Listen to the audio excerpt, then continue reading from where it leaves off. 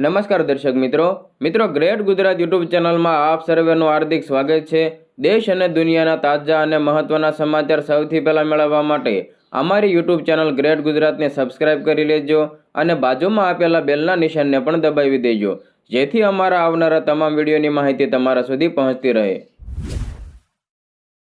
મિત્રો, આપ સૌ જાણો છો કે પાછલા દિવસોમાં દિલ્હીના મુખ્યમંત્રી અરવિંદ કેજરીવાલની ઈડી દ્વારા ધરપકડ કરવામાં આવી હતી। ત્યારે દિલ્હી ભાજપે અરવિંદ કેજરીવાલ ઉપર નિશાન સાધ્યું છે। મિત્રો, દિલ્હી ભારતીય જનતા પાર્ટીના નેતાઓ અને કાર્યકરોએ રવિવારના રોજ કનોટ પ્લેસમાં સીએમ અરવિંદ કેજરીવાલ વિરુદ્ધ પ્રદર્શન કર્યું હતું। પાર્ટીના પ્રદેશ અધ્યક્ષ એવા વિરેન્દ્ર સચદેવાના નેતૃત્વમાં પાર્ટીના કાર્યકરો અને નેતાઓએ વિરોધ પ્રદર્શનમાં ભાગ લીધો હતો અને હોલિકા દહનને બદલે મુખ્યમંત્રીના પુતળાનું દહન કર્યું હતું। મિત્રો, આ દરમિયાન બીજેપી કાર્યકર્તાઓએ દિલ્હીના મુખ્યમંત્રી વિરુદ્ધ સૂત્રોચ્ચાર પણ કર્યા હતા। રાજ્યના ભાજપના વડા વિરેન્દ્ર સચદેવાના નેતૃત્વ હેઠળ ભાજપના કાર્યકરોએ દિલ્હી એક્સાઇઝ પોલીસ કેસ સામે કનોટ પ્લેસમાં અરવિંદ કેજરીવાલના ભ્રષ્ટાચારની આગ પણ પ્રગટાવી હતી।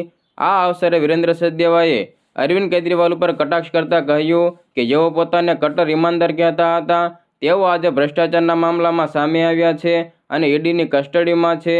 વધુમાં તેમણે કહ્યું કે આપ સરકારના કાર્યકાળમાં દિલ્હીનો વિકાસ થંભી ગયો હતો। મિત્રો, લોકોને મફત વીજળી અને પાણી આપવાના નામે ભ્રષ્ટાચાર ફૂલો ફાલ્યો હતો। વાસ્તવમાં 21 માર્ચ 2024ના રોજ ઈડી દ્વારા સીએમ અરવિંદ કેજરીવાલની ધરપકડ પછી ભાજપ સામાન્ય માણસ ઉપર હુમલો કરનાર બની ગયું છે। મિત્રો, પાર્ટી અને નેતા કાર્યકરો દિલ્હીના સીએમ અને આપ નેતાઓ ઉપર ઉગ્ર આરોપો લગાવી રહ્યા છે।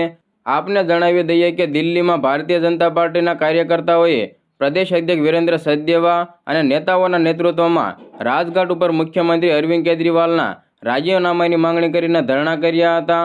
બીજી તરફ આમ આદમી પાર્ટીનો વિરોધ પણ 21 માર્ચથી ચાલી રહ્યો છે।